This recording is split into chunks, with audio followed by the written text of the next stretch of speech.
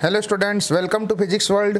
Physics world में आप सब लोगों का स्वागत है। और इस समय हम लोग स्टार्ट करने जा रहे हैं हमारी आज की फिजिक्स की बहुत ही अच्छी इंपॉर्टेंट क्लास। देखो इधर, अब हमने एक नया सिस्टम बनाया है। यहाँ पे आप लोगों को क्वेश्चंस स्क्रीन के ऊपर साफ साफ दिख रहे हैं, देखो, ठीक है ना। आवाज़ भी क्लियर आएगी, स्क्रीन भी क्लियर दिखेगी, कोई दिक्कत नहीं होगी यहाँ पर आप लोगों को।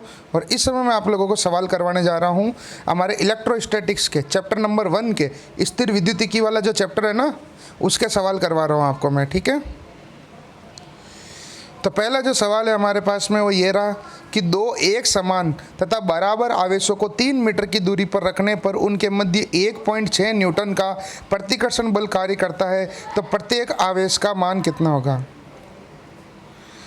देखो बेटा, ये क्वेश्चंस को आपको करने के लिए जैसा प्रश्न बोलता है वैसे आपको करना है। इन सब में कूलाम का नियम लगेगा, F बराबर K Q1 Q2 upon R square का जो सूत्र था ना वो लगेगा। कौन सा सूत्र लगेगा?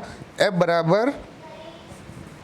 बराबर K Q1 Q2 बटा R स्क्वायर, वो वाला सूत्र जो पहले पार्ट में था ना कूलाम के नियम वाला, वो वाला सूत्र इसके अंदर लगेगा, ठीक है ना। तो देखो कैसे होगा, और जैसा सवाल बोलता है वैसा आपको करते जाना है, अपना खुद का दिमाग किसी भी तरह का नहीं लगाना है। अब वो देखो, जैसा सवाल बोलता है वैसा मैं करता हूँ। दो एक समान आवेश तथा बराबर आवेश, इसका मतलब दो आवेश है और दोनों एक समान है। देखो मैं स्क्रीन के ऊपर ही सोल्व कर रहा हूँ, यहाँ पर ही दो आवेश है, दोनों एक समान है। अगर वो कहता विजातीय आवेश है यानी अलग अलग है तो मैं 1 प्लस 1 माइनस लेता, लेकिन वो तो कहता है समान आवेश है यानी कि वो परिमाण भी समान है और प्रकृति भी समान है। और ये आगे भी लिखा हुआ है प्रतिकर्षण बल लगता है, प्रतिकर्षण लगता है, इसका मतलब दोनों प्लस प्लस है या दोनों माइनस माइनस है। तो यहाँ पर देखो आप, दो आवेश हो गए और दोनों के बीच की दूरी हो गई 3 मीटर। कितनी दूरी दे रखी है? 3 मीटर। और बल दे दिया यहाँ पर आपको 1.6 न्यूटन। कितना दे दिया बल? 1.6 न्यूटन। और प्रत्येक बल का मान निकालना है हमको। यहाँ पर सवाल आपको समझ में आ गया होगा। दो आवेश है, ठीक है ना, दोनों समान है, साफ साफ लिखा हुआ पहले सवाल में। देखो, दो एक समान और बराबर आवेश और 3 मीटर दूरी और बल दिया हुआ आपको और प्रतिकर्षण लग रहा है, प्रत्येक आवेश का मान ज्ञात करना। अब देखो इधर, यहाँ पे जहाँ ये जगह छुट्टी हुई ना बेटा ऑप्शन में, अब बस अदम है, जहाँ जहाँ बीच में वहाँ माइक्रो है, ये ध्यान रखना। जहाँ जहाँ जगह छुट्टी हुई है वहाँ पे माइक्रो है। अब बताओ कूलाम के नियम से सूत्र क्या लगेगा? F बराबर K Q1 Q2 बटा R स्क्वायर। ये लगेगा कि नहीं लगेगा? F बराबर K Q1 Q2 बटा R स्क्वायर। और Q1 और Q2 की जगह कितना कितना है? Q1 Q2 दोनों की जगह कितना कितना रखना है? Q। और दूरी दे रखी है R 3 मीटर और बल दे रखा है 1.6 न्यूटन और K का मान हमें पता है। तो सवाल की सेटिंग क्या बन जाएगी? F का मान तो हो गया 1.6 न्यूटन बराबर K, ठीक है। K का मान अभी रख देंगे यहाँ पर अपन 9 × 10 की घात 9 इंटू Q1 का मान Q, Q2 का मान भी Q बटा R स्क्वायर। दूरी दे रखी है यहाँ पे प्रश्न में 3 मीटर, तो 3 का स्क्वायर कितना हो जाएगा? 9, क्योंकि नीचे R स्क्वायर होता है ना, इस हिसाब से। अब आप देखो यहाँ पर ऊपर कंडीशन क्या बन गई? Q इंटू Q कितना हो गया? Q square. तो 1.6 बराबर KQ स्क्वायर बटा 9। तो यहाँ से Q स्क्वायर बराबर कितना हो गया? यहाँ बट्टा 1 करके वज्र गुणा करा देते हैं, ऐसा करते हैं। तो KQ स्क्वायर का 1 से गुणा और 1.6 का 9 से गुणा। तो KQ स्क्वायर का तो KQ स्क्वायर 1 से गुणा कराने पर, और वो आ गया अपना 9 इंटू 1.6। अब ये K जो इधर गुणा में है वो इस साइड आएगा तो भाग में आ जाएगा। तो Q स्क्वायर बराबर कितना हो गया बेटा? Q स्क्वायर बराबर हो गया ऊपर 9 इंटू 1.6 बटा K, और K का मान रख देता हूँ। K का मान होता है 9 × 10 की घात 9। कितना होता है? 9 × 10 की घात 9। अब ये पॉइंट हट गया तो यहाँ पे बटा में आ गया नीचे 10, ठीक है। अब ये 9 से 9 कट गया, ऊपर बच गया 16 और नीचे बच गया 10 की घात 9 प्लस 1 हो गया 10 की घात 10। कितना हो गया? 10 की घात 10। इसका मतलब Q स्क्वायर बराबर कितना आ गया मेरे पास में? ऊपर 16 और नीचे जो 10 की घात 10 थी वो ऊपर आएगी तो -10 हो जाएगी कि नहीं हो जाएगी? हो जाएगी ना। तो ऊपर हो गई -10 घात। अब Q का मान कितना हो जाएगा? यहाँ पर Q का मान जो हो जाएगा वो हो जाएगा अंडर रूट। जब ये स्क्वायर इधर आएगा तो इधर अंडर रूट लग जाएगा, तो अंडर रूट लग जाएगा तो क्या हो जाएगा? अंडर रूट लग जाएगा तो Q बराबर अंडर रूट 1.6 का पॉइंट तो हट गया था ना, 16 × 10 की घात -10 कितना हो गया 16 इंटू 10 की घात -10, ये पॉइंट नहीं है हो। अब 16 का अंडर रूट कितना निकलेगा 4, और 10 की घात -10 का कितना निकलेगा -5, ठीक है ना, गुणा में घातें आधी हो जाती है। तो Q का मान मेरे पास में आ गया 4 इंटू 10 की घात -5 कूलाम। अब यहाँ पर देखो आप लोग, अगर मैं इसको यहाँ पर 40 कर दूँ, क्योंकि ऑप्शन मैच नहीं हो रहा है, अगर मैं यहाँ पे 40 कर दूँ तो यहाँ घात -5 की जगह कितने हो जाएगी -6 हो जाएगी। अगर यहाँ पे एक जीरो अपनी मर्जी से लगा दिया तो यहाँ एक घात कम हो जाएगी, ये चीज़ तो आपको पता है। अब 10 की घात -6 को क्या लिखते हैं माइक्रो, तो लिख दिया मैंने माइक्रो, 40 माइक्रो कूलाम इस प्रश्न का उत्तर हो गया। तो यहाँ पर इस प्रश्न का आंसर क्या हो जाएगा सी, और यहाँ जहाँ खाली जगह छुट्टी हुई ना वो माइक्रो आएगा बेटा, मिस प्रिंटिंग है ये, ठीक है ना। तो इस प्रश्न का उत्तर हो गया सी। और हर क्वेश्चन को आप लोगों को 2-2 3-3 बार करना है, तो आपसे क्वेश्चन बिल्कुल ही इजीली तरीके से हो जाएंगे बेटा। बहुत सरल सवाल है, एक बार फिर से समझा देता हूँ। देखो कैसे क्या हुआ, दो एक समान तथा बराबर आवेश यानी Q एंड Q, दूरी दे दिया आपको 3 मीटर और बल दे दिया आपको 1.6 न्यूटन, और Q का मान पूछा है। तो सीधे ही कूलाम के नियम का सूत्र लगाया, F बराबर K Q1 Q2 upon R square. तो Q1 की जगह Q, Q2 की जगह भी Q, तो Q स्क्वायर हो गया अपॉन R स्क्वायर। अब चाहो तो वज्र गुणा करा दो, F का मान दिया हुआ है, R का दिया हुआ है, K का आपको पता है 9 इंटू 10 की घात 9, और Q स्क्वायर का मान निकल जाएगा, और उसे अंडर रूट निकाल के Q का मान निकाल देंगे। है बिल्कुल सरल सवाल, उम्मीद करता हूँ सबको समझ में आ गया होगा, ठीक है ना। अब देखो दूसरा सवाल, दूसरा सवाल इतना इम्पोर्टेंट नहीं है फिर भी कर लेते, छोटा सा सवाल है। दो आवेशों के मध्य बल F है, यानी कि दो आवेश है, उनके मध्य बल कितना है F। यदि दूरी जो है 3 गुना कर दी जाए तब बल कितना होगा। ये सिंपल सा सवाल है, ऐसे क्वेश्चन आते नहीं है, लेकिन यह है यहाँ पे एक्सरसाइज में तो कर लेते हैं। सरल सा सवाल है, दो आवेश है Q1 Q2, बल लग रहा है F, दूरी है R, ठीक है। अब वो कह रहा है कि बल अगर दूरी जो है 3 गुना कर दी जाए, अब यहाँ पे बताओ बल कितना लगेगा। F बराबर K Q1 Q2 बटा R स्क्वायर लगेगा ना, यही तो सूत्र लगेगा। अब वो कह रहा है कि दूरी 3 गुना कर दी जाए, तो ये 3 गुना कर दी यानी 3R आ गया, तो ये नीचे 3R का स्क्वायर हो जाएगा। तो 3R का स्क्वायर कितना हो जाएगा 9R स्क्वायर, कितना हो जाएगा 9R स्क्वायर। इसका मतलब बल कितना लग रहा है, नया बल कितना लग जाएगा F डैश बराबर K Q1 Q2 बटा 3R का स्क्वायर हो गया 9R स्क्वायर। अब अगर मैं इससे तुलना कराऊं तो इस पहले में K Q1 Q2 R square upon R square की जगह F लिख सकता हूँ कि नहीं लिख सकता हूँ। तो नया बल आ जाएगा F बटा 9, कितना आ जाएगा F बटा 9। तो इस प्रश्न का उत्तर आ गया F बटा 9। एक बार फिर से देखो कैसे हुआ, पहले कह रहा है कि दो आवेशों, हर सवाल को एक एक दो बार करवा देता हूँ ढंग से। दो बल लग रहा है, वो लग रहा है F, दो आवेश है Q1 Q2, दूरी है R, बल लग रहा है F। तो F का सूत्र क्या हो जाएगा K Q1 Q2 बटा R स्क्वायर हो जाएगा ना। अब आप मुझे बताओ यहाँ पर कि दूरी 3 गुना कर दी जाए, यानी दूरी 3 गुना कर दी जाए, नया बल F डैश हो गया, F डैश का मान आ गया K Q1 Q2 बटा 3R का स्क्वायर। तो 3R का स्क्वायर कितना हो जाएगा 9R स्क्वायर। अब इस समीकरण से देखो, इस ऊपर वाले समीकरण से K Q1 Q2 बटा R स्क्वायर की जगह क्या लिख सकते हैं F। तो इस K Q1 Q2 बटा R स्क्वायर की जगह आ जाएगा F, और ये बटा में 9 अपनी जगह पड़ा, तो नया बल आ जाएगा F बटा 9, कितना जाएगा F बटा 9। तो ये इस प्रश्न का उत्तर आ गया दूसरे का। तीसरा सवाल इंपॉर्टेंट है, किसी वस्तु को 5 इंटू 10 की घात -19 कूलाम से धनावेशित करने के लिए उसमें से निकाले गए इलेक्ट्रॉनों की संख्या कितनी होगी। यानी किसी वस्तु को इतने से धनावेशित करना है, कितना 5 इंटू 10 की घात -19 कूलाम से धनावेशित करना है, ठीक है। तो निकाले गए इलेक्ट्रॉनों की संख्या कितनी होगी, सीधी बात है बेटा, Q बराबर NE सूत्र लग जाएगा यहाँ पर, ठीक है। और N का मान आपको यहाँ पर दिया हुआ है, ठीक है ना, सॉरी N पूछा है, आवेश का मान दिया गया, Q का मान दिया गया है, नंबर ऑफ इलेक्ट्रॉन्स जो है वो पूछा गए हैं, कितने इलेक्ट्रॉनों की संख्या, और एक E का मान अपन को पहले से पता है, E का मान कितना होता है 1.6 इंटू 10 की घात -19। तो यहाँ पर देखो Q बराबर NE का सूत्र आ गया यहाँ पर, ये आवेश के क्वांटीकरण वाला सूत्र है, ठीक है ना। तो N बराबर कितना आ जाएगा Q बटा E, कितना आ जाएगा Q बटा E। Q का मान प्रश्न में दिया हुआ है, E का मान हमें पहले से पता है 1.6 इंटू 10 की घात -19। तो N बराबर हो जाएगा, ऊपर तो है Q का मान 5 इंटू 10 की घात -19 कूलाम, बटा में E का मान हमें पहले से पता है 1.6 इंटू 10 की घात -19। अभी 10 की घात -19 से 10 की घात -19 कट गया, ये पॉइंट हट गया तो ऊपर 0 चला गया, सीधा सीधा 50 में 16 का भाग लगाना है और उत्तर आ जाएगा 50 में 16 का भाग, तो 16 तिया 48, पॉइंट लग गया 2, 0 16 एकम 16, पीछे बच गया 4 और 0, 16 तिया 16 दूना 32, पीछे बच गया 8, फिर 0 16 पंजे 80, 3.125 कितना आ रहा है 3.125। अगर ऑप्शन में 3.125 है तो उसको टिक कर दो, अगर नहीं है, क्योंकि इलेक्ट्रॉनों की संख्या कभी भी पॉइंट में नहीं होती है हमें पता है, तो इसका लगभग उत्तर कितना माना जाएगा 3 माना जाएगा। 3.125 को कितना लिख सकते हैं 3 लिख सकते हैं, तो इस प्रश्न का उत्तर आ जाएगा हमारे पास में 3। कितना आ जाएगा 3। आया समझ में।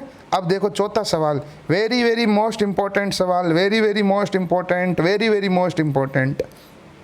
सवाल पढ़ो, एक काम करो, वीडियो को पॉज करो और पहले सवाल पढ़ो एक बार। मज़ा आ रहा है सवाल करने में, बहुत बच्चे मेहनत कर रहे हैं बेटा।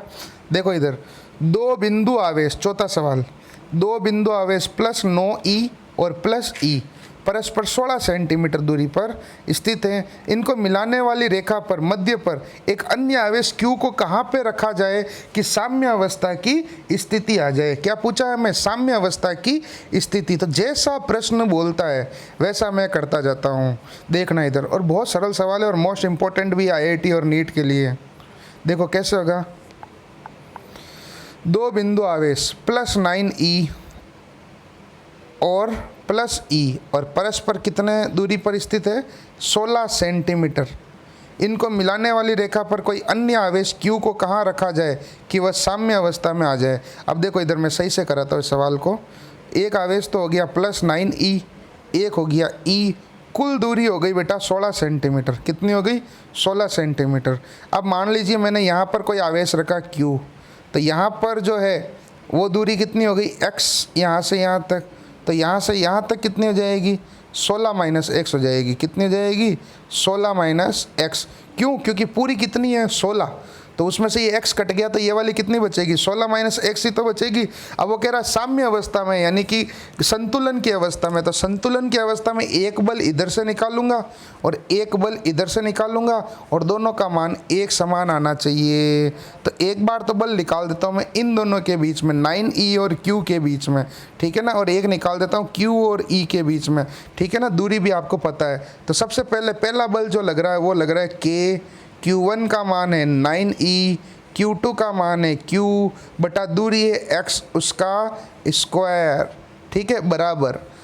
दूसरा सूत्र q और e के लिए k की जगह k, q दूसरा आवेश q1 जो है वो है हमारा q और जो तीसरा आवेश है वो है e बटा दूरी है 16 माइनस x का होल स्क्वायर। अब आप देखो यहाँ पे सब कट गए, कुछ भी मान रखने की जरूरत नहीं। k से k कट गया, q से q कट गया, e से e कट गया। तो पीछे जो बचा, आप साथ साथ में करते रहें बेटा सवाल जब होंगे। पीछे जो बचा उसको मैंने एज इट इज लिख दिया। पीछे बचा है 9 बटा एक्स स्क्वायर बराबर 1 बटा 16 माइनस एक्स का होल स्क्वायर। कुछ नहीं करना है आपको, दोनों साइड वर्गमूल निकाल दो, दोनों साइड अंडर रूट निकाल देते हैं। क्या करते हैं, दोनों साइड होल अंडर रूट कर देते हैं। तो 9 का अंडर रूट आ गया 3, एक्स स्क्वायर का अंडर रूट आ गया x बराबर 1 का अंडर रूट आ गया 1 और 16 माइनस एक्स का होल स्क्वायर आ जाएगा 16 माइनस एक्स। अब हम करवा देते हैं वज्र गुणा। क्या करवा देते हैं, वज्र गुणा। तो मेरे पास में समीकरण क्या बच गई थी, 3 बटा एक्स बराबर 1 बटा 16 माइनस एक्स। वज्र गुणा करवाओ, देखो क्रॉस गुणा करवाओ। तो इस 3 का गुणा इससे 16 माइनस एक्स बराबर इस 1 का गुणा x से x, तो 16 तिया आ गया 48 माइनस 3x बराबर x। अब ये 3x जो इधर आ जाएगा तो प्लस का हो जाएगा 3x और ये x कितना हो गया 4x। तो 48 बराबर 4x। ये गुणा भाग तो आपको आने चाहिए बेटा। तो x बराबर कितना आ जाएगा 48 बटा 4। तो 48 में 4 का भाग चला गया 12 बार। कितनी बार चला गया 12 बार। इसका मतलब जो पहला आवेश था इधर 9e, उससे x वही तो ली थी हमने जब Q रखा था, तो इसका मान आ गया 12 सेंटीमीटर। तो इसके आगे दूसरा आवेश 16 माइनस एक्स था, तो एक्स का मान 12 आया, तो 16 माइनस 12 कितना आ जाएगा 4 सेंटीमीटर। तो ऑप्शन यहाँ पर जो दिया गया है वो हो जाएगा कि +9e से 12 सेंटीमीटर दूर स्थित वह बिंदु होगा जहाँ पर ये पूरा का पूरा किस में होगा, साम्य अवस्था में होगा। किस में होगा, साम्य अवस्था में। वीडियो को रिवाइंड करके वापस से देख लो, समझ में आ जाएगा। देखो अगला सवाल मोस्ट इम्पोर्टेंट, यह सवाल आ चुका है, 5वां सवाल जो है आपके IIT नीट दोनों में आ चुका है, और एक ये सवाल 15वां, अभी जो आगे करवाऊंगा ये 15वां सवाल। ये सवाल तो इस साल आया था नीट में, और 2 साल पहले 2018 में आया था IIT के अंदर। ये सवाल 2018 में आया था IIT के अंदर, और 2019 के अंदर इस बार 19 या 20 में नीट में आया था, सेम टू सेम सवाल, ठीक है। और उसके जैसा का जैसा ये सवाल है 5वां, यहाँ पर 5वां सवाल उसके जैसा का जैसा, बिल्कुल ठंडे दिमाग से करना है बेटा। अगर आपको समझ में आ गया 5वां सवाल तो मज़ा आ जाएगा। पहले काम करो, वीडियो को पॉज करो और सवाल को पढ़ो। देखो क्या सवाल है। 2 समान गोले जिन पर विपरीत तथा असमान आवेश है। पहले मैं एक बार पूरा सवाल पढ़ के सुनाता हूँ आपको, फिर जैसा जैसा प्रश्न कहता जाता है ना वैसा वैसा करते जाना है बेटा। जैसा प्रश्न बोल रहा है वैसा वैसा करते जाना है, ठीक है। ये मोस्ट इम्पोर्टेंट सवाल है, ये वाला अभी तक का सबसे अच्छा सवाल है ये। 2 समान गोले जिन पर विपरीत तथा असमान आवेश है। विपरीत का मतलब हो गया विपरीत का मतलब हो गया 1 + 1 माइनस, और असमान आवेश है, यानी कि एक Q1 है और एक Q2 है।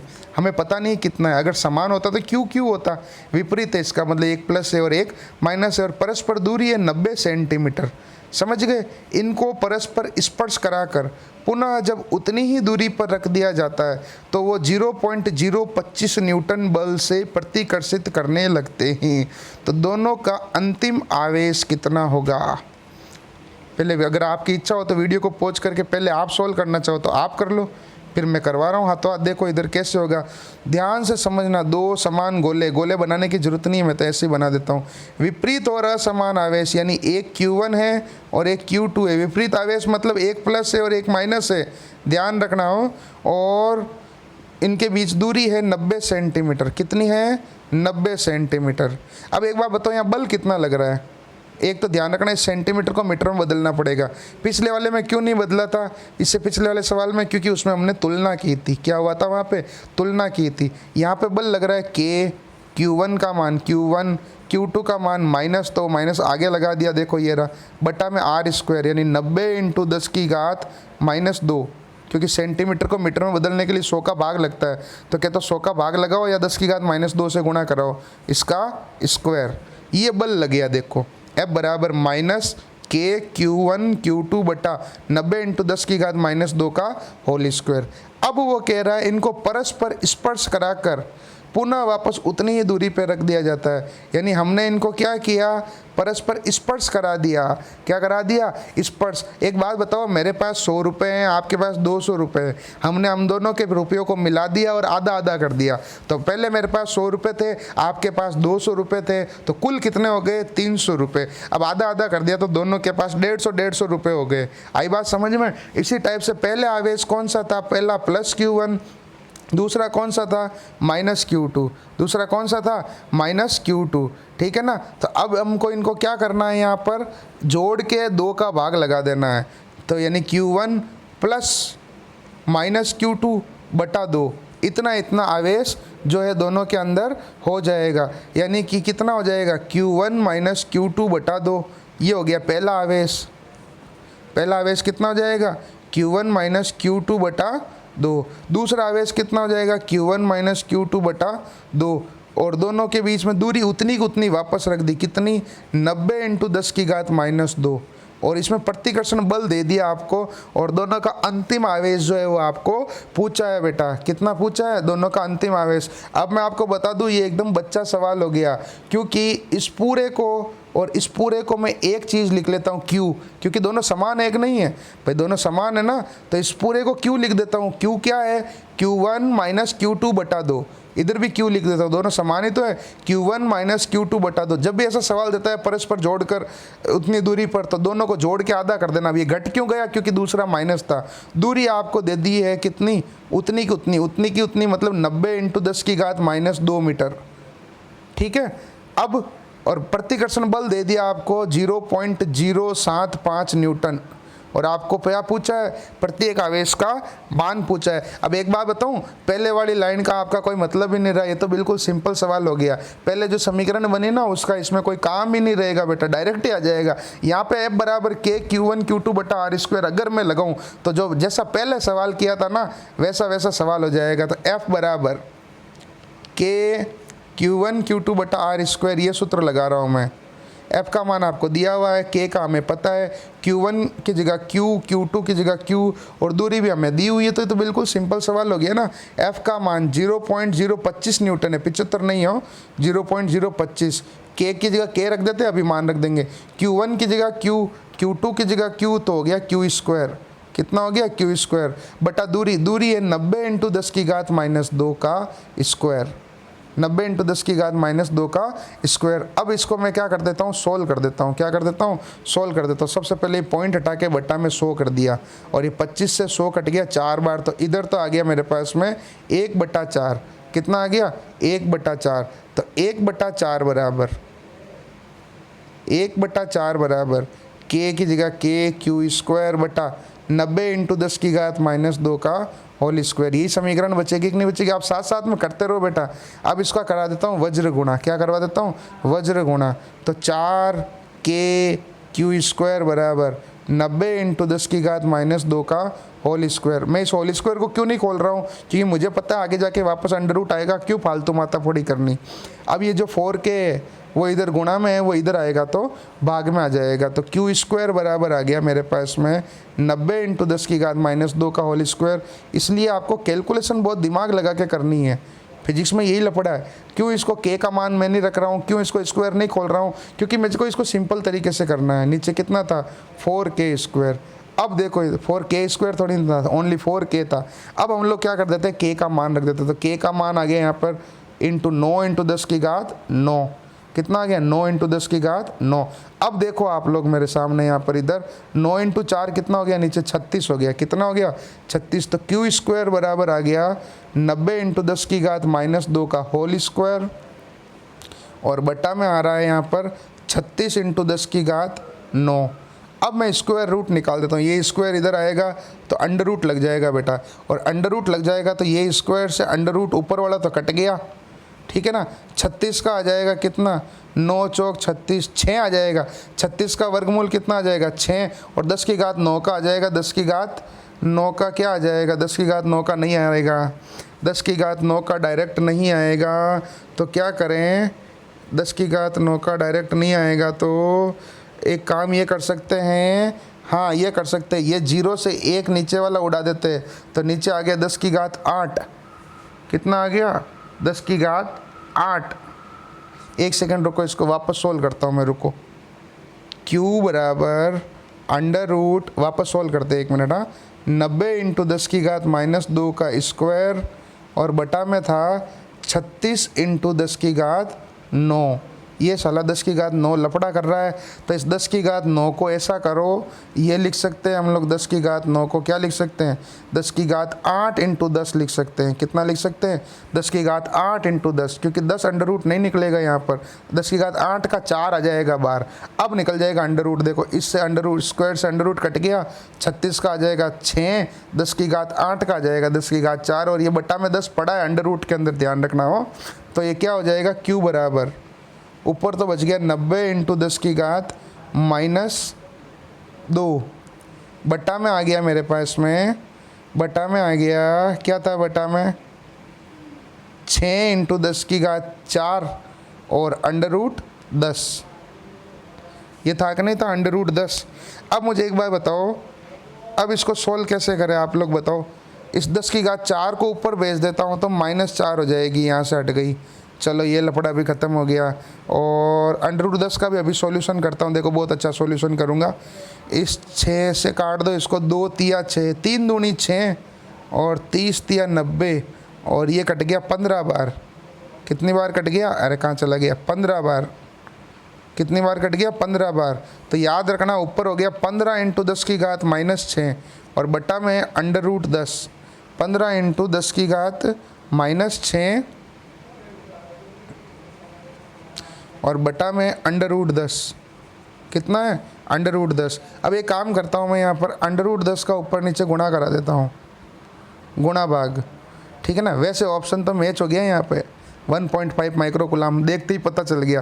तो नीचे कितना हो गया √10 हो गया 10, कितना हो गया 10, तो 1.5, 15 में 10 का भाग लगाया तो 1.5 कितना आ गया 1.5 इंटू 10 की घात -6, 10 की घात -6 की जगह क्या लिख सकते हैं माइक्रो कूलाम। तो इस प्रश्न का उत्तर कितना आ जाएगा 5वें का ए ऑप्शन आ जाएगा। ये बी में तो है 1.5 कूलाम और ए में है 1.5 माइक्रो कूलाम। देखो यहाँ जहाँ जगह छुट्टी हुई ना बेटा यहाँ बीच में, वहाँ माइक्रो एमिस प्रिंटिंग है।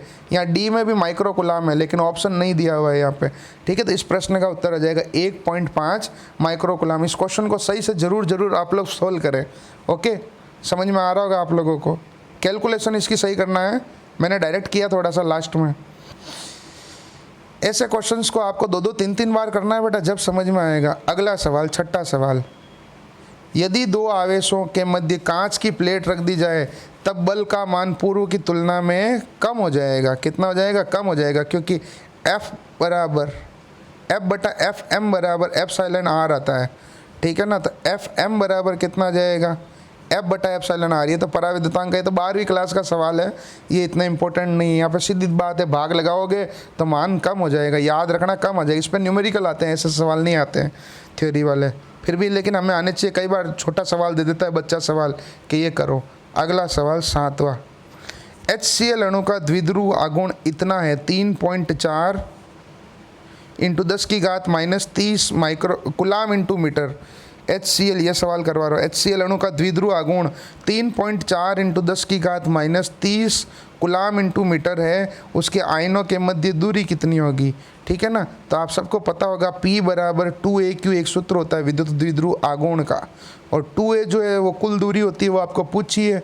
Q का मान आपको पता है, ठीक है ना, और P का मान आपको प्रश्न में दिया गया है। Q का मान कहाँ से पता है, ये HCl है, इसका मतलब एक H+ और एक Cl-, यही तो होगा, एक हाइड्रोजन प्लस और एक क्लोरीन माइनस। तो इसके ऊपर आवेश कितना होता है, एक आवेश ही तो है, तो एक आवेश का मान कितना होता है 1.6 गुणा 10 की घात -19, एक इलेक्ट्रॉन है एक प्रोटॉन है, इस हिसाब से। तो P बराबर 2AQ में P का मान तो हो गया 3.4 इंटू 10 की घात -30 बराबर 2A इंटू Q का मान हो गया 1.6 इंटू 10 की घात -19। अब मेरी बात ध्यान से समझना, ये 2A जो है वो कुल दूरी है, तो ये 2 को उधर मत भेज देना। अगर आपको विद्युत द्विध्रुव की परिभाषा याद है जो मैंने आपको पहले पढ़ाई थी, -Q + Q कुल दूरी 2A, तो हमने तो कुल दूरी 2A ली है, तो कुल दूरी का ही मान निकालना है, ठीक है ना। तो क्या था, P का मान तो था 3.4 इंटू 10 की घात -30, और वो जो Q था वो इधर भाग में आ जाएगा 1.6 इंटू 10 की घात -19 बराबर 2A। तो यहाँ पर देखो पॉइंट से पॉइंट कट गया, ये -19 ऊपर गया तो +19, तो यहाँ नीचे से हट गया, और 34 में 16 का भाग लगाना है, और घात कितनी बच गई -30 + 19, -30 + 19 का मतलब हो गया -11। तो 2A का मान आ गया 10 की घात तो -11, और 34 में मुझे भाग लगाना है 16 का, मैं लगा देता हूँ। 16 दूनी 32, पीछे बच गया 2, लगाया 0.0, 16 एकम 16, और पीछे बच गया 4, 0, 16 दूनी 32, फिर बच गया 8, तो 16 पंजे 80, 2.125 इंटू 10 की घात -11 मीटर, ये प्रश्न का उत्तर आ रहा है। ऑप्शन जो मैच हो रहा है वो हो गया A नंबर।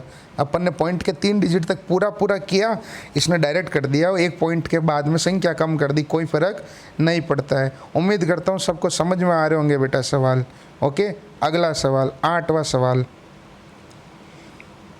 एक इलेक्ट्रॉन तथा प्रोटॉन, 8वां सवाल, एक इलेक्ट्रॉन तथा प्रोटॉन समरूपी विद्युत क्षेत्र में स्थित हैं, उनके त्वरणों का अनुपात कितना होगा।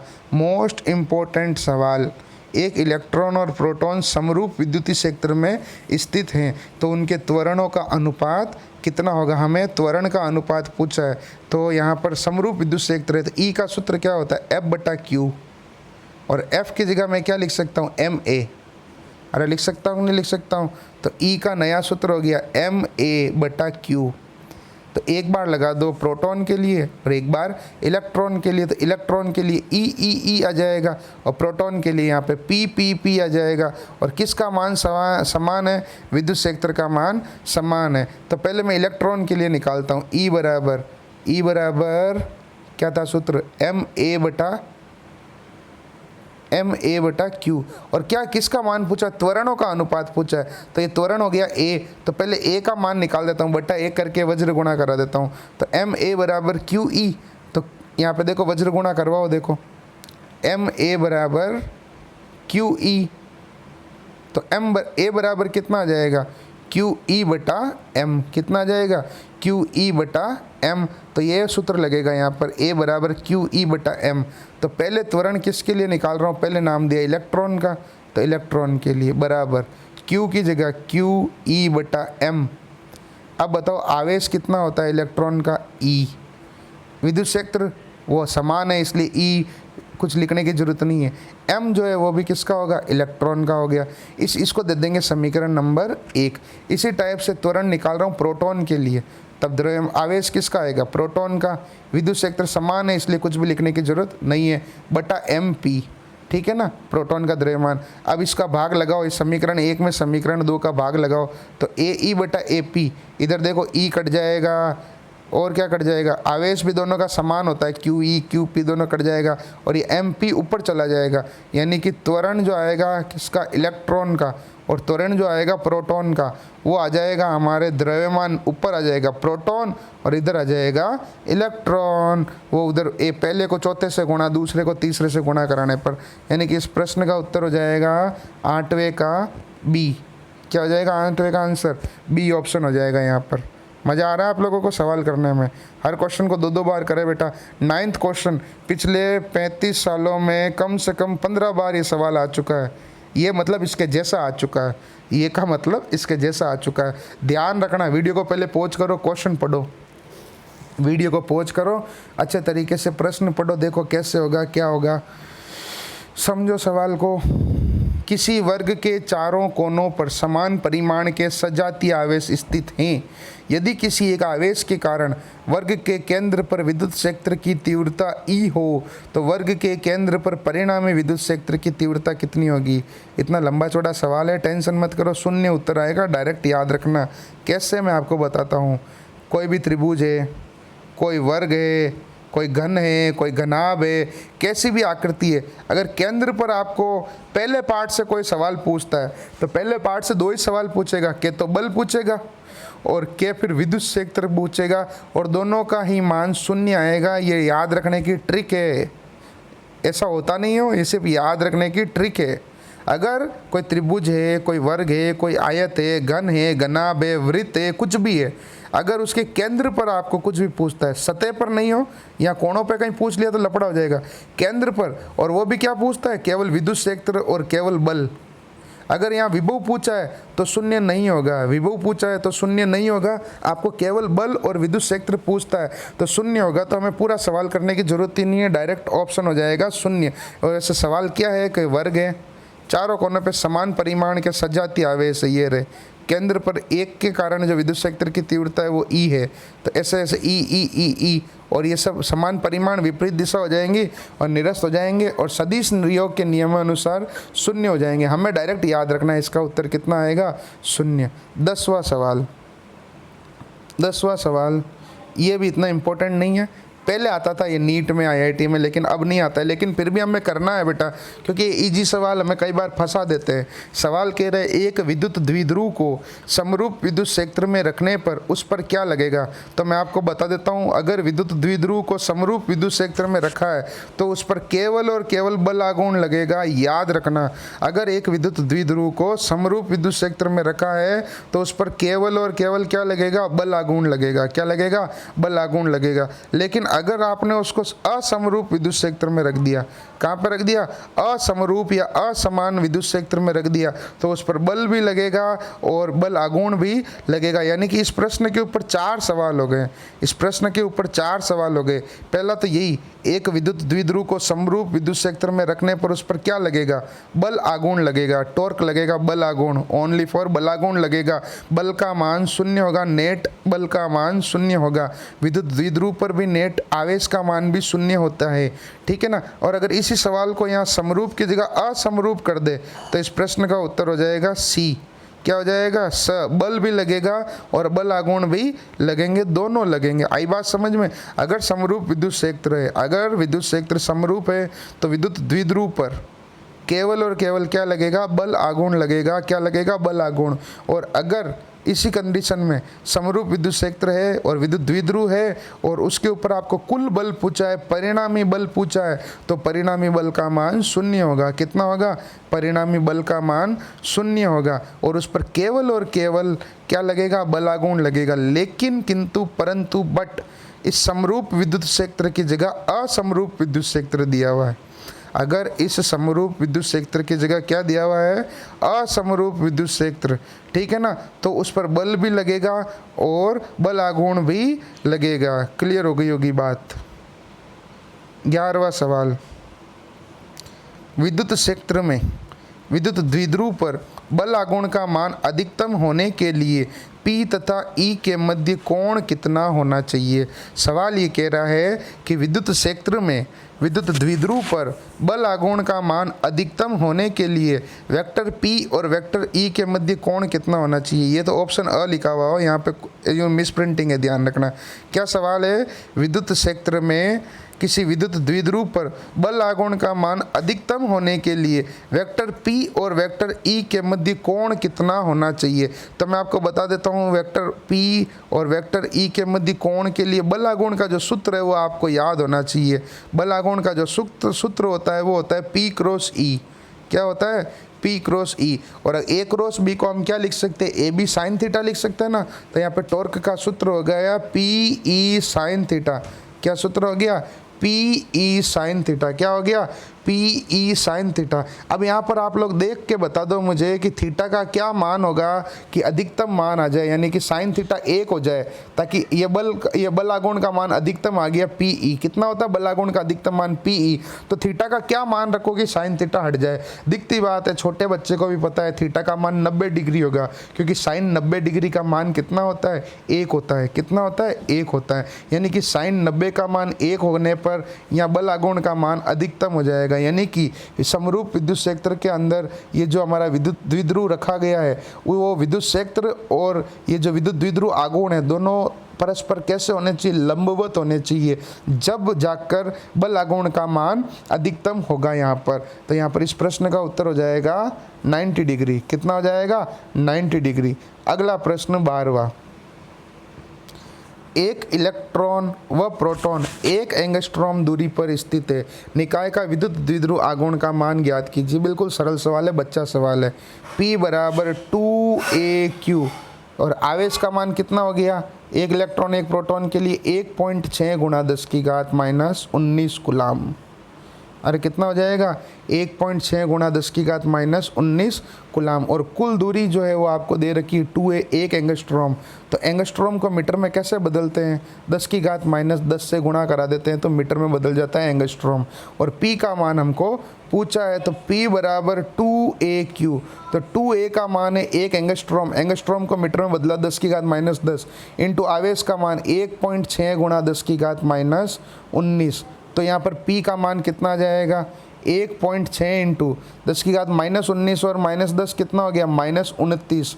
और पीछे मात्रक लग जाएगा, P का होता है कूलाम इंटू मीटर। क्या लग जाएगा, कूलाम इंटू मीटर। तो इस प्रश्न का उत्तर आ गया, विद्युत द्विध्रुव आघूर्ण का जो मेरे पास में मान आया है वो आया है 1.6 इंटू 10 की घात माइनस 29 कूलाम इंटू मीटर। यानी कि अगर एक इलेक्ट्रॉन और एक प्रोटॉन 1 एंगस्ट्रॉम दूरी पर स्थित है तो निकाय का जो कुल विद्युत द्विध्रुव आघूर्ण होगा उसका मान होगा 1.6 इंटू 10 की घात माइनस 29 कूलाम इंटू मीटर। तो यहाँ पे प्रश्न का उत्तर हो गया सी। क्या हो गया सी। अब देखो जैसे ही ऑप्शन मैच होता है ना बेटा बहुत ज़्यादा खुशी होती है, ठीक है ना, बहुत ज़्यादा खुशी होती है जैसे ही ऑप्शन मैच होता है, हमारा आंसर राइट आता है, ठीक है ना। अब देखो इधर अगला सवाल, बिल्कुल सरल सा सवाल था। यहाँ पर 13वां सवाल, एक विद्युत द्विध्रुव के कारण अनुदैर्ध्य तथा अनुप्रस्थ स्थितियों में समान दूरी पर स्थित प्रेक्षण बिंदु पर विद्युत क्षेत्र की तीव्रताओं का अनुपात क्या हो गया। अगर ये सवाल आ गया तो बच्चे डूब जाएंगे। इसलिए नहीं कि ये सवाल हार्ड है, इसलिए कि बच्चों को पता ही नहीं है, बच्चों को मतलब ये नहीं पता है। आपने 12वीं क्लास में पढ़ा होगा अक्स, 12वीं क्लास में पढ़ा होगा निरक्ष, पहले पार्ट में विद्युत द्विध्रुव के कारण अक्ष पर विद्युत क्षेत्र की तीव्रता, विद्युत द्विध्रुव के कारण निरक्ष पर विद्युत क्षेत्र की तीव्रता। कुछ याद आया आप लोगों को? विद्युत द्विध्रुव के कारण अक्ष पर विद्युत क्षेत्र की तीव्रता, विद्युत द्विध्रुव के कारण निरक्ष पर विद्युत क्षेत्र की तीव्रता। अक्ष पर जो विद्युत क्षेत्र की तीव्रता थी वो होती थी नहीं, आज भी होती है 2 kp/r³। कितनी होती है? 2 kp/r³। अरे अक्ष पर विद्युत क्षेत्र की तीव्रता कितनी होती है? E बराबर 2 kp/r³। और निरक्ष पर जो विद्युत क्षेत्र की तीव्रता होती है वो होती है kp/r³।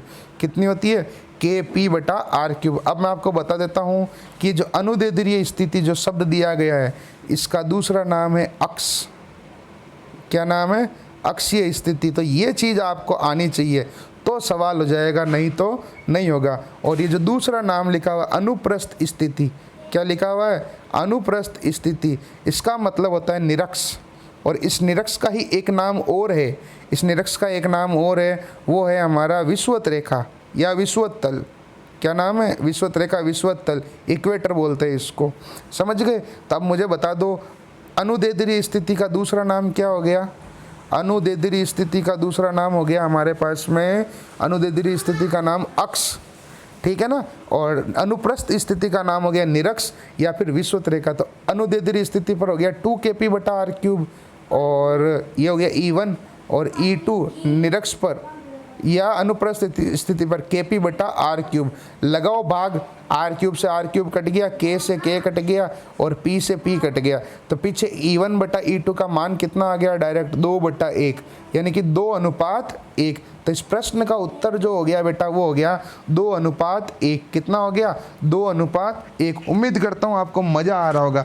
अब 2 सवाल बड़े ही ब्रांडेड सवाल हैं, बड़े ही ब्रांडेड सवाल हैं, यूँ समझ लो बाप हैं ये दोनों सवाल, 14वां और 15वां। तो आप वीडियो को पॉज करके 14वां सवाल पढ़ो और पहले सोल्व करो, 15वां सवाल भी पहले पढ़ो और सोल्व करो, और उसके बाद मैं एक एक सवाल को आपको यहाँ पर चुन चुन के करवा देता हूँ। देखो इधर क्या होगा, कैसे होगा जो, ठीक है। एक सेकेंड ना, मैं भी माइक निकाल दे के सेट कर देता हूँ, माइक को अच्छे तरीके से करवाता हूँ दोनों सवालों को। बेटा जो मेहनत करेगा वो नंबर लाएगा, सीधी बात है। 14वां सवाल, एक चीज़ का आप ध्यान रखें, किस चीज़ का, कि जहाँ जहाँ ये गैप छुटा हुआ है वहाँ वहाँ क्या लिखा हुआ है? माइक्रो लिखा हुआ है। क्या लिखा गया है? माइक्रो। जहाँ जहाँ ये गैप छुटा गया है वहाँ वहाँ क्या लिखा गया है बेटा? माइक्रो लिखा गया है। क्या लिखा गया है? माइक्रो, ठीक है ना। तो जैसे सवाल को हम पहले पढ़ लेते हैं। 14वां सवाल इतना भारी नहीं है, और 15वां सवाल 2 बार नीट में और 1 बार IIT में आ चुका है। आप प्रीवियस ईयर्स पेपर्स को चेक कर सकते हैं बेटा, ठीक है ना। 14वां सवाल, कुछ दूरी पर स्थित +5 माइक्रोकुलाम तथा -5 माइक्रोकुलाम आवेशों के मध्य 9 न्यूटन का आकर्षण बल कार्यशील है। इन आवेशों को परस्पर स्पर्श कराकर पुनः उतनी ही दूरी पर रखने पर उनके मध्य कार्यरत बल का मान कितना होगा? ठीक है ना, ध्यान से समझना इस सवाल को। 2 आवेश है, +5 माइक्रोकुलाम, माइक्रो का मतलब हो गया 10⁻⁻6 कुलाम, और दूसरा हो गया -5 × 10⁻⁻6 कुलाम। दूरी आपको R दी हुई है, कुछ भी नहीं है तो मैंने R लिख लिया। और वो कह रहा है बल लग रहा है 9 न्यूटन का। कितना लग रहा है? 9 न्यूटन का। इन आवेशों को परस्पर स्पर्श कराकर पुनः उतनी ही दूरी पर रखने पर, अब एक बात बताओ, दोनों को परस्पर स्पर्श कराकर वापस उतनी दूरी पर रख दिया तो दोनों को जोड़ना तो एक बार, 5 × 10⁻⁻6 कुलाम और -5 × 10⁻⁻6 कुलाम। एक बात बताओ, +5 में -5 जोड़ते ही कितना आ गया बेटा? 0 आ गया। कितना आएगा? 0। तो ये सवाल तो एकदम बच्चा सवाल हो गया, यानी कि वो तो उदासीन हो गए। क्या हो गए? उदासीन, तो बल का मान कितना आ गया 0 0। अब वापस उतनी दूरी पर रख दिया, कितनी दूरी पर, वही जो पहले से थी r, तब बल का मान कितना होगा। अब ये तो डायरेक्ट ही 0 आ गया, हम तो ठीक है टाइम पास कर रहे हैं। तो k का जगह k, q1 की जगह 0, q2 की जगह भी 0, दूरी का r²। तो किसी 0 में किसी संख्या का भाग लगाने पर 0 ही प्राप्त होता है, तो यहाँ बल का मान आ जाएगा 0। साला हट, एकदम लग तो रहा था इतना भारी अच्छा सवाल होगा, ये तो बच्चा सवाल निकला। तो इस प्रश्न का उत्तर आ गया 14वें का डी, 0। ओके, अब देखना 15वां सवाल। इस 15वें सवाल को जिसने सोल्व कर लिया उसको मज़ा आ जाएगा। तो आप वीडियो को पॉज करो, पहले खुद करो बेटा इस सवाल को, फिर मैं करवाता हूँ।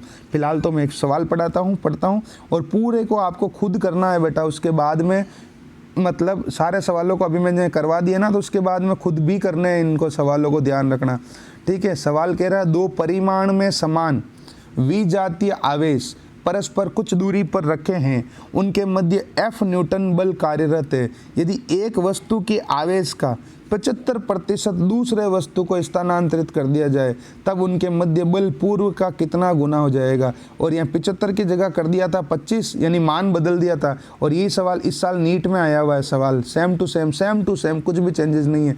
वो 25 में तो कैलकुलेशन चेंज हो जाएगी, उससे कोई फ़र्क नहीं पड़ता है। फिलहाल मैं इस सवाल को आपको बहुत ही अच्छे तरीके से करवाता हूँ। जैसा सवाल बोलता है वैसा करना है। 2 परिमाण में समान, ये लो भाई 2 आवेश परिमाण में समान, तो Q हो गया ना। और विजातीय आवेश, विजातीय आवेश का मतलब क्या हो गया, विजातीय आवेश का मतलब हो गया 1 प्लस और 1 माइनस। क्या हो गया, 1 प्लस और 1 माइनस। 2 परिमाण में समान हो गए ना, परिमाण में समान Q। और विजातीय आवेश यानी 1 प्लस और 1 माइनस, और कुछ दूरी पर रखे गए यानी r दूरी पर रखे गए हैं, और बल का मान हो गया F, ठीक है। तो यहाँ से F बराबर कितना होगा बताओ मुझे। K की जगह K, Q1 की जगह Q, Q2 की जगह -Q, तो माइनस आगे आ गया और स्क्वायर हो गया, और बटा में r²। वापस से समझाता हूँ, देखो 2 परिमाण में समान, तो ये परिमाण में समान विजातीय आवेश 1 प्लस 1 माइनस कुछ दूरी r पर स्थित है, और बल का मान हो गया F। तो F का सूत्र क्या होता है, K, Q1 की जगह है +Q, Q2 की जगह है -Q, यानी -Q और उसका स्क्वायर बटा दूरी हो गई r², ठीक है ना। ये हो गया F। इसको आप लिख लेना, अलग से हाईलाइट करके याद रखना है इसको, ठीक है ना। इसको मैं भी एक स्क्रीनशॉट ले लेता हूँ, इसका अभी काम आएगा ये वाला, ये सूत्र वापस से। अब देखो इधर आगे क्या होगा, यदि एक वस्तु के आवेश का 75% दूसरे वस्तु को दे दिया जाए, यानी कि 1 का 75% दूसरे को दे दिया। सवाल को समझना आप, 1 का 75% लेके दूसरे को दे दिया, तो पहले तो बताओ, अगर पहले आवेश का मान कितना था बेटा, Q था। अरे पहले आवेश का मान कितना था, Q, और दूसरे आवेश का मान कितना था, -Q। अब देखना, आप हिसाब करते हैं अपन, पहले का 75% दूसरे को देना है, तो पहले तो बताओ पहले का 75% होगा कितना, 75% का मतलब बटा 100, और ये Q, तो 75 से 100 कट गया अपना, 25 तिया 75, 25 चौक 100, 3Q/4, कितना, 3Q/4। पहले जो Q था ना, उसमें से 3Q/4 दूसरे को दे दिया जाता है, यानी दूसरा पहले से कितना था, -Q, ठीक है ना। इसमें अपन ने कितना दे दिया, ये वाला दे दिया 75%, तो ये नया आवेश दूसरा वाला हो गया, समझ गए, ये हो गया नया आवेश दूसरा वाला। अब पहले में कितना बच गया ये बताओ, एक बार बताओ, 100 में से 75 तो दे दिया, पीछे कितना बचेगा, 25 ही तो बचेगा। तो ये पहले था और 3Q/4 दे दिया, तो पीछे कितना बचा, Q - 3Q/4, कितना बचेगा, Q - 3Q/4, यानी 1 रुपये में से 3/4 दे दिया, तो 1/4 यानी Q/4 बचेगा। ये कंडीशन है, जिसको समझ में आ गई उसका सवाल सही हो जाएगा। एक बार फिर से बता देता हूँ, यहाँ तक वापस समझा देता हूँ। 2 परिमाण में समान विजातीय आवेश, यानी परिमाण में समान विजातीय आवेश, कुछ दूरी r, बल हो गया F। तो F बराबर हो गया K Q1 Q2/r² के हिसाब से, K Q1 की जगह Q, Q2 की जगह -Q, तो माइनस को आगे लगा दिया, स्क्वायर हो गया यहाँ पर, ठीक है ना। और अरे यार क्या तकलीफ है, स्क्वायर, 1 मिनट, ठीक है ना, और बटा में r², ये F का मान आ गया। अब कह रहा है कि पहले का ए 75% दूसरे को दे दिया जाता है। तो मुझे एक बात बताओ यहाँ पर कि पहले का 75% अभी मैंने निकाला, कितना आया था 3q/4। तो ये पहले आवेश q और दूसरा q, माइनस q आवेश है। पहला वाला कौन सा है प्लस q, दूसरा है माइनस q। तो यहाँ पर 75% कितना हुआ इस q का 3q/4। तो 3q/4 तो इसको दे दिया दूसरे को, तो दूसरा कितना हो गया -q प्लस 3q/4। अब इसको सोल्व कर देंगे। और पहले वाला कितना हो गया, q पहले था और 3q/4 इधर दे दिया, तो पीछे कितना बचेगा q माइनस 3q/4 तो बचेगा। अरे आई बात समझ में? वापस से बताता हूँ एक बार फिर से। 75% आपने दे दिया, तो पहले प्लस q और माइनस q, इसका 75% हुआ कितना 3q/4। वो आपने इस b को दे दिया, तो इसमें तो जुड़ गया और इसमें से घट जाएगा, सीधी बात है संरक्षण के नियम से। तो पहला आवेश मेरे पास फाइनली बच गया q माइनस 3q/4, ठीक है ना। और दूसरा आवेश बच गया -q प्लस 3q/4। ये क्वेश्चन जो है एसपी वाली बुक में मिस्टेक कर रखा है बेटा, मैं सही करवा रहा हूँ, आपको ध्यान रखना, कोई कंफ्यूज मत पालना। अब इन दोनों को सोल्व कर दो, यहाँ बट्टा एक करके एलसीएम ले लो, यहाँ भी बट्टा एक करके एलसीएम ले लो। तो इधर तो आ गया अपना 4 और 4q माइनस 3q यानी q/4। इसको हल करने पे एलसीएम लेके सोल्व करना तो आता होगा, इसको हल करने पे आ जाएगा q/4 और इधर एलसीएम लेने पे आ जाएगा 4 एलसीएम में ऊपर आ गया -4q प्लस 3q यानी -q/4। यानी पहला आवेश तो आ गया q/4, दूसरा आ गया -q/4, ठीक है ना। वापस से करके बताऊं कैलकुलेशन, एक बार देख लो, वापस से देख लो। पहला आवेश कितना था q माइनस 3q/4, कैसे आया मैंने आपको बता दिया। दूसरा था -q प्लस 3q/4। तो कुछ नहीं, आप इसका एलसीएम लो अलग से इधर वाले का, तो बट्टा एक करके एलसीएम लिया, तो 4 एलसीएम, तो यहाँ 4 बार भाग गया और 4 का q से गुणा 4q माइनस 4 का 4 में भाग एक बार, ऊपर 3q। तो ये इधर तो कितना बच गया 4q में से 3q गया, तो q ही तो बचेगा ऊपर, तो q/4। इधर बट्टा एक करके एलसीएम लो, तो एलसीएम आ गया 4, 1 में 4 का भाग 4 बार, 4 का -q से गुणा -4q, 4 का 4 में भाग एक बार, ऊपर 1 का गुणा 3q से plus 3q, -4q plus 3q कितना बच गया -q तो बच गया ऊपर, यानी -q/4। इसका मतलब आवेश आ गया, पहला तो आ गया q/4, दूसरा आ गया -q/4 और दोनों के बीच दूरी उतनी की उतनी r। और अब हमें पूछा है बल का मान कितना गुना हो जाएगा, तो अब निकाल देते हैं यहाँ पर बल, ध्यान से देखना है। पहली बात तो पहले समीकरण जो आई थी वहाँ f का मान था -kq² upon r², -kq² upon r², ठीक है ना, याद रखना है, इसको लिख लो चाहो तो। अब नया बल कितना लग रहा है, k की जगह k, पहला आवेश हो गया q/4, दूसरा आवेश हो गया -q/4, तो माइनस आगे आ गया q/4, ठीक है ना, और बट्टा में दूरी उतनी की उतनी r²। अब ऊपर q इंटू क्यू कितना हो गया q², नीचे 4 इंटू 4 कितना हो गया 16। तो ये f डैश का मान कितना आ गया मेरे पास में यहाँ पर -kq²/16r²। और वह समीकरण 1 में f का मान कितना था -kq²/r²। तो इसकी जगह पर मैं f लिख सकता हूँ कि नहीं लिख सकता हूँ, तो इस पूरे की जगह आ जाएगा f और ये बटा में 16 अपनी जगह ही पड़ा है, तो f डैश का जो मान आ जाएगा वो आ जाएगा f/16। कितना आ जाएगा f/16। तो इस प्रश्न का उत्तर आ गया A और यही सवाल 2 बार आ चुका है। अब इस 75 की जगह अगर 25% कर दिया जाए, नया सवाल बना दिया जाए, तो वो इस बार आया हुआ है, तो वो आप करना 25 घटा के कैसे सॉल्व कर सकते हो, और आप मुझे उसको चेक जरूर करवाना बेटा। मैं एक बार इस 15वें क्वेश्चन को वापस से बता देता हूँ, ऐसा करता हूँ, 2 मिनट लगेंगे, कोई दिक्कत नहीं है, 2 मिनट में हो जाएगा, कोई दिक्कत नहीं है बेटा, ठीक है ना, आपके लिए कुछ भी नहीं। 2 परिमाण में समान विजातीय आवेश परस्पर कुछ दूरी पर रखे गए हैं। जैसा सवाल बोलता है वैसा करना है। 2 आवेश समान परिमाण लिख दिए, समान परिमाण विजातीय यानी 1 प्लस और 1 माइनस। अधिकतर बच्चे इस सवाल को गलत करके 7f/16, 9f/16, 15f/16 ले आते हैं, जो कि पूर्णतः गलत है। इस प्रश्न का 100% आंसर आएगा f/16। चाहो तो आप कहीं से भी चेक कर सकते हो, ठीक है ना। 2 परिमाण में समान विजातीय आवेश परस्पर कुछ दूरी पर रखे गए हैं और उनके यानी कुछ दूरी का मतलब हो गया r और बल हो गया f। तो f का मान कितना हो गया k, q1 की जगह q, q2 की जगह -q, तो हो गया स्क्वायर बटा r²। ये f का मान आ गया।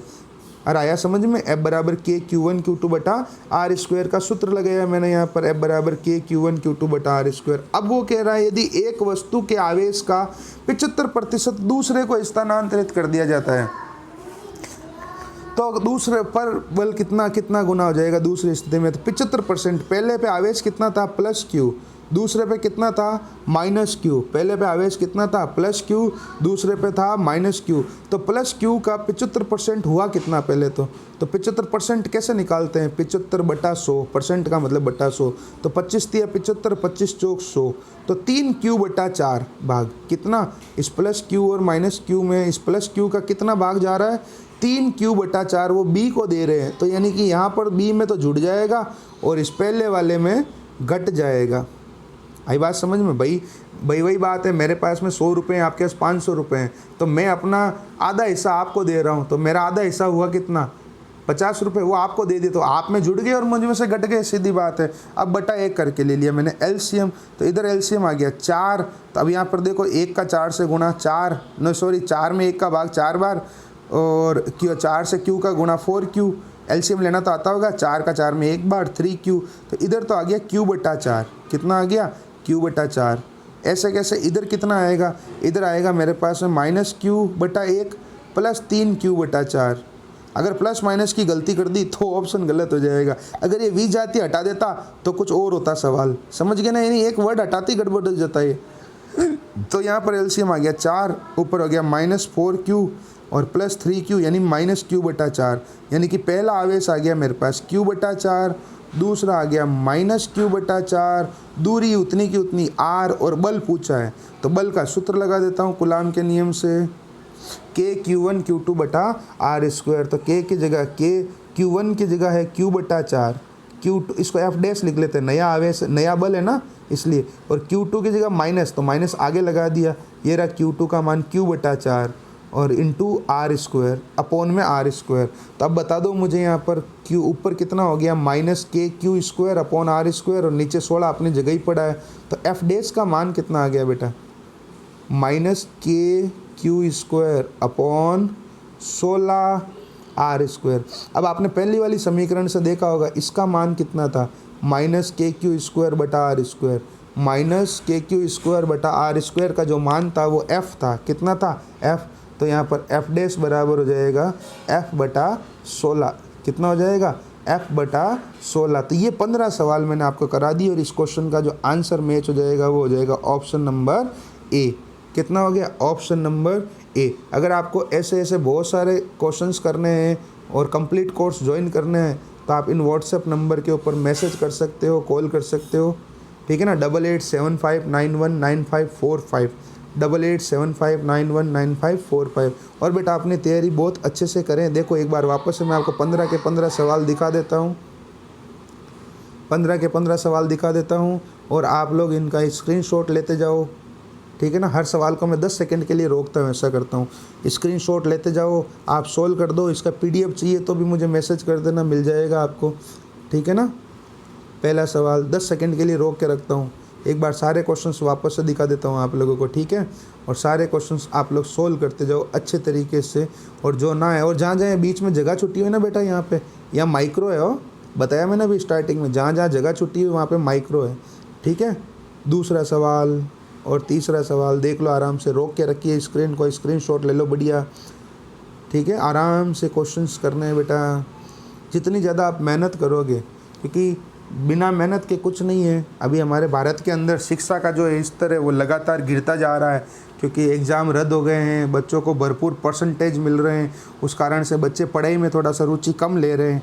तो ये बात तो है कि हाँ, अधिकतर बच्चे मिसगाइड हो चुके हैं, लेकिन जो अभी भी पूरी भक्ति के साथ में लीन रह के मेहनत करेगा उसको सफलता ज़रूर मिलेगी बेटा। आज नहीं तो कल ये फिजिक्स का जो लेवल है वो हमेशा रहेगा, हमेशा रहेगा। चलिए स्क्रीनशॉट लेते रहिए। चौथा सवाल, इसका भी स्क्रीनशॉट ले लो अच्छे से, और अच्छे तरीके से एक एक क्वेश्चन को आपको सोल्व करना है, प्रॉपर तरीके से सोल्व करना है बेटा, है अच्छे तरीके से सोल्व करना है। और आप चेक भी करवाते रहें मुझे सवालों को सोल्व कर करके, जो आपको नहीं आए वो आप मुझे पूछ सकते हैं, बिंदास कभी भी पूछ सकते हैं, ठीक है। कुछ बच्चे बहुत मेहनत कर रहे हैं लेकिन कुछ बच्चे नहीं पढ़ रहे हैं बेटा। ये 5वां सवाल देख लो, स्क्रीनशॉट लेते जाओ, फटाफट मैं आगे बढ़ा रहा हूँ। छठा सवाल,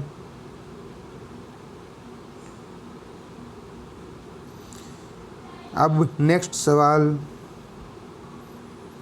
सातवां सवाल और आठवां सवाल दोनों का शामिल स्क्रीनशॉट ले लो। सारे क्वेश्चंस को सोल्व करना, जो ना है वो मुझे पूछते जाना, बहुत ही अच्छे तरीके से करने हैं आपको, मेहनत करनी है बेटा। बिना मेहनत के इस दुनिया के अंदर कुछ नहीं है, कुछ नहीं है, कुछ नहीं है, कुछ भी नहीं है। और पढ़ाई है तो सब कुछ है, समझ गए? पढ़ाई है तो सब कुछ है बेटा, नहीं तो कुछ भी नहीं है। क्वेश्चन नंबर 9 का स्क्रीनशॉट ले लो फटाफट से। क्वेश्चन नंबर 9 और 10 दोनों का ले लो, ये करो 9 और 10। 10 के अंदर याद रखना 10वें सवाल में, अगर समरूप विद्युत क्षेत्र है तो केवल बल आघूर्ण लगेगा, बल नहीं लगेगा, परिणामी बल का मान 0 हो जाएगा। लेकिन अगर आपके क्या बोलते हैं असमरूप विद्युत क्षेत्र है, अलग विद्युत असमान विद्युत क्षेत्र है, non uniform magnet electric field है, तो आपके बल भी लगेगा और बल आघूर्ण भी लगेगा।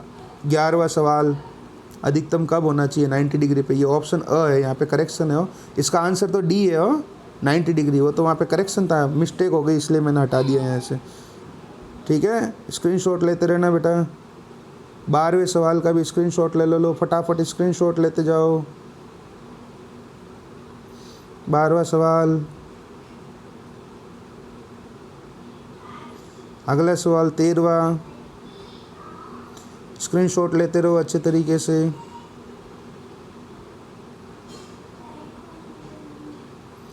13वां याद रखना, अनुदैर्ध्य किसका नाम है? अक्ष का नाम है, अनुप्रस्थ निरक्ष का नाम है। ठीक है, विषुवत रेखा। ये 14वां सवाल का स्क्रीनशॉट भी ले लो फटाफट, और ये 15वें सवाल का स्क्रीनशॉट भी ले लो फटाफट।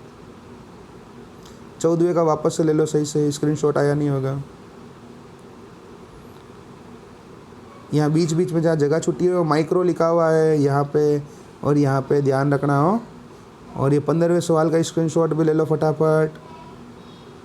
15वां मोस्ट इम्पोर्टेंट है, 2 बार नीट में और 1 बार IIT में आ चुका है ये सवाल। वैल्यू चेंज कर दी थी, 75 का 25 कर दिया, तो 25 बना के आप सवाल करना उसको। ओके बेटा, all the very very best, thank you.